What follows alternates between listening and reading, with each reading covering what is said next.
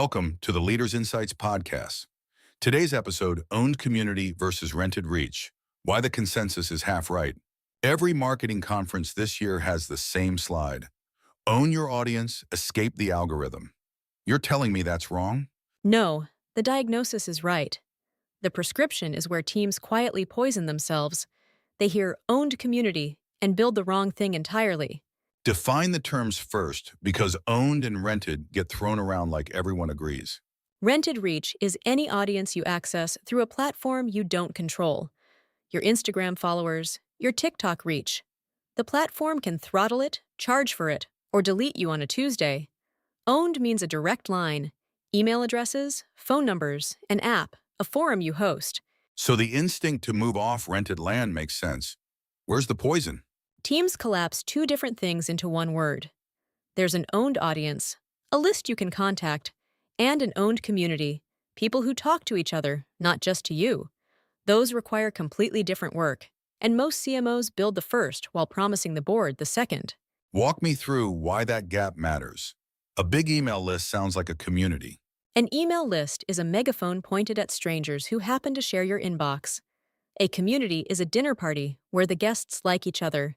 If you leave the dinner party, it keeps going. If you stop emailing your list, there's silence. That's a nice line, but give me the failure mode in practice. Peloton is the cautionary tale. Their real asset was never the bike. It was riders tagging each other, the Facebook groups, the leaderboard rivalries. When they cut costs in 2022 and 2023, they treated the community like a marketing channel to optimize rather than a room to host. Engagement cooled, and the flywheel they'd bragged about slowed with it. So the mistake is building broadcast infrastructure and calling it a community. Exactly. And here's the sharper version.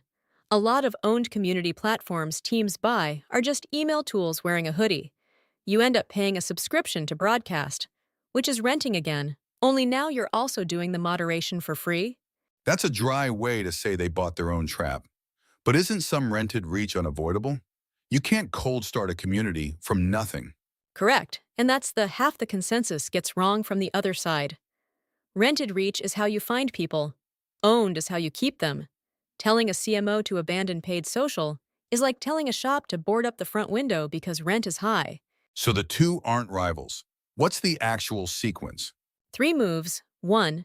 Use rented reach to reach strangers. That's what it's good at. 2. Convert a slice of them to owned contact, an email or a login, so the platform can't stand between you.